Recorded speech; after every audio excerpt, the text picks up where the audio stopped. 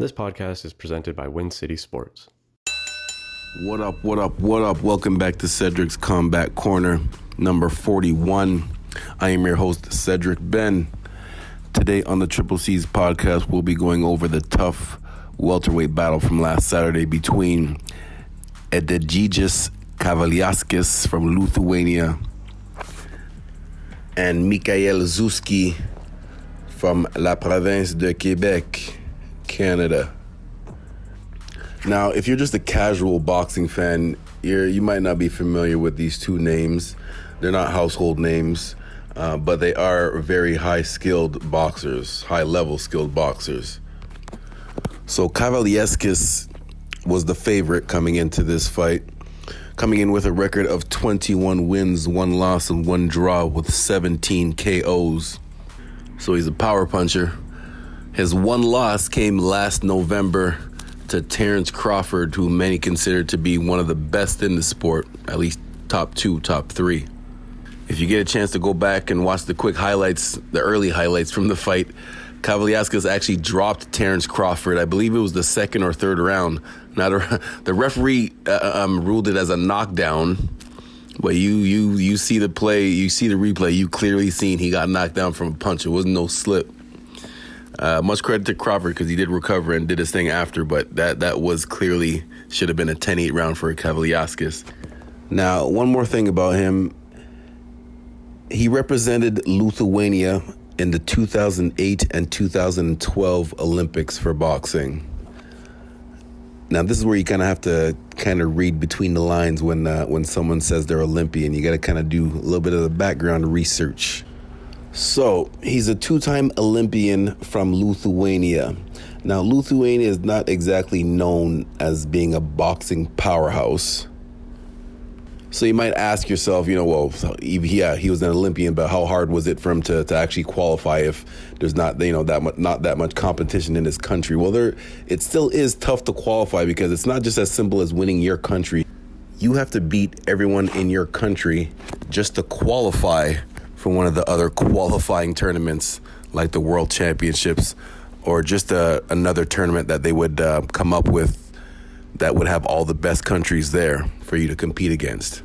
Now, you don't have to win those tournaments, but you have to at least place in the top 5.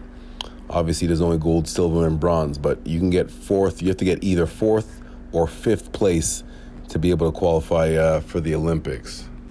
Now, Kavaliauskas, he didn't win a medal at the Olympics, and I don't think he won any other major tournaments as an amateur, but he did compete at the highest level of international competition before turning pro, and that's what helped him gain that high skill level. So my whole point of talking about that is if you're watching boxing and if you see a fighter is a former Olympian, but he's from a country that might not be known as a powerhouse in boxing, what that means is they are still a very high-skilled boxer. They might not be elite, like the top of the top, maybe not pound for pound, but they are still competitors. And they're not bums. So, my whole point of bringing this up, when Kavaliauskas fought Terrence Crawford in December, most of the people that don't really follow boxing were just saying, no, Crawford's fighting another bum. Now, yes, this guy might not be one of the elite guys, but he's still a good competitor. And I mentioned it before, he dropped Terrence Crawford in one of the early rounds. So that wasn't just a fluke punch. That was a highly skilled placed punch. And so just put some respect on his name. Now for the challenger, Mikael Zewski from La Province de Quebec, Canada. I actually know this kid. I don't know him personally, but I remember him as an amateur. He won his national championship, I believe it was 2009 or 2010, and he beat one of the elite guys at the senior level at the time. And that was the height of his amateur career. He turned pro after that, and again, he actually signed with Top Rank, one of the top promotional companies, and was doing very well. A little while ago, he had an upset loss back in 2015 to not a known name boxer. So that's why it was an upset. And sometimes the boxing world could be cruel like that. And his top rank dropped him. His promotional company team dropped him after that fight. They were not too happy with that loss. But since then, he's worked his way up. He's 8-0 with 3 KOs since that loss. And he's also known as a power puncher. His record is 34 wins, 1 loss with 23 KOs. And 20 of those KOs came within the first 5 rounds. So he don't waste no time when he gets in there when that bell rings. Now, onto the fight. The conclusion was a 7th round TKO for Kavaliauskas. Actually, technically it was the 8th round, but it was like 5 seconds into the 8th round. The real damage happened with that serious uppercut and flurry at the end of the 7th round. And coming into the 8th round, Zewski just wasn't recovered yet, and Kava finished him off. But it was very competitive up until that point. Out of those 7 rounds that it lasted, I actually gave Zewski the 3 out of the 7 rounds. I gave Zewski the first 2 and round number 6. So it was competitive. As I said, I gave the Canadian the 2 first rounds, not from doing anything specifically special, just by being simply busier.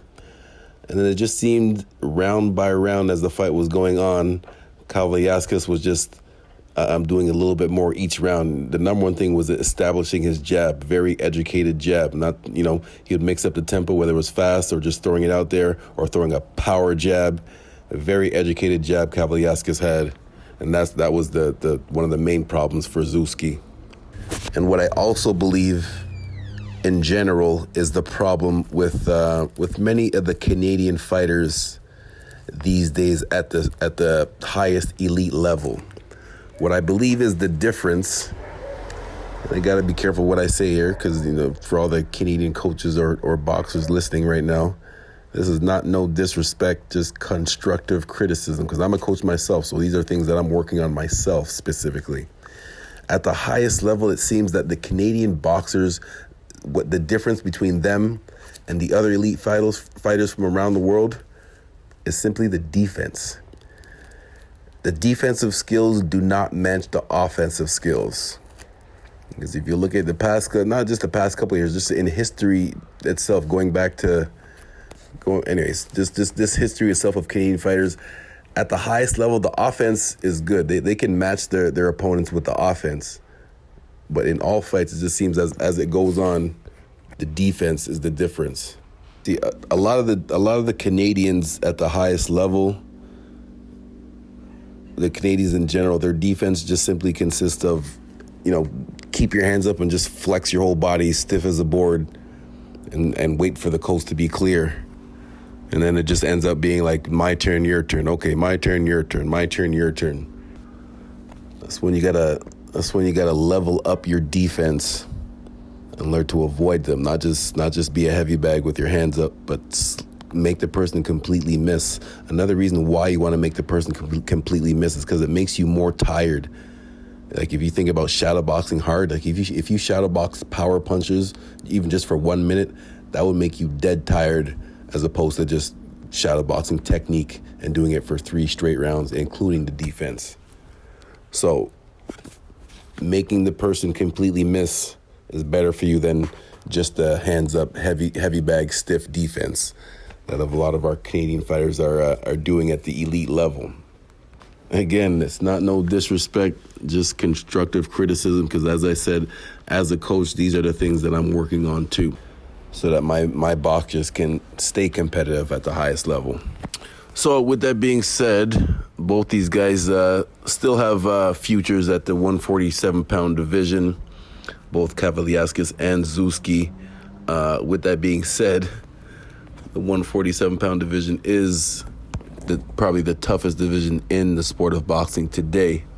There's a bunch of killers at that weight class, so they have a bright future, but it's going to be tough if they're going to be, compete at that elite level.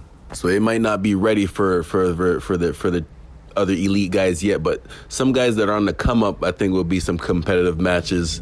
And real quick, I got to give a shout out to the Luki Boxing Podcast. on Inside the Ropes Radio. At great podcast to listen to. He brought up the fact of these two up-and-comers, Boots Ennis and Virgil Ortiz, will be two very competitive fights for Kovaliaskis, I believe, and Zewski too. So that could be next up. And now for the TFOW, the training focus of the week. Simply defense. Just remember, the less you get hit in this sport, the longer you last. And the longer you last, the more money you'll make. So if you're a boxer at your gym, you need to just ask yourself, as hard as you're training, are you working on your defense as much as your offense? Or is it mainly offense and just a little bit of defense? Because again, that might work locally. You could probably beat up everyone in your little hometown, or maybe even your province or state. But when it comes to international competition at the amateur level, and then world competition as a pro, it's a whole different ballgame when it comes to the defense. So, and it's not just the defense, but a variety of defense. You need to be comfortable with all types of slipping and ducking under, stepping back, blocking the body shots, not leaving your face open, all that stuff. Now, with that being said, if you go to my YouTube page, there's a playlist called Boxing Education, in which I have, I think there's either 4 or 5, probably, I think 4 now. I'll be adding a lot more as we go along, but 4 different videos of different ways to improve your defense, from the simple fundamentally keeping your hands up to blocking the body shots to specific slipping, specific deflecting the jab. And so check that out. Cedric Sports Training on YouTube, Boxing Education playlist. Look for how to improve your defense, part 1 through 4. So again, I'm going to repeat this every time I talk about defense. The less you get hit, the longer you will last in this sport. And the longer you last, the more money you will make. And probably even more importantly than the money is your health. The less that you get hit in this sport, the less damage you will take. The less damage you take, the more happier mentally your life will be after you retire. And there you have it. Thank you very much for listening. I really appreciate it. Any constructive criticism you have, let me know. Email me, cedricben@gmail.com, or any social media. Hit me up at Cedric Sports, Twitter, Instagram, Facebook, all of that. Once again, shout out to Lukey Boxing, great boxing podcast you should listen to. And of course, shout out to the great Win City Sports. Yeah. Peace. 1, 2, 3, smack that thumbs up for this video. Smack it, baby!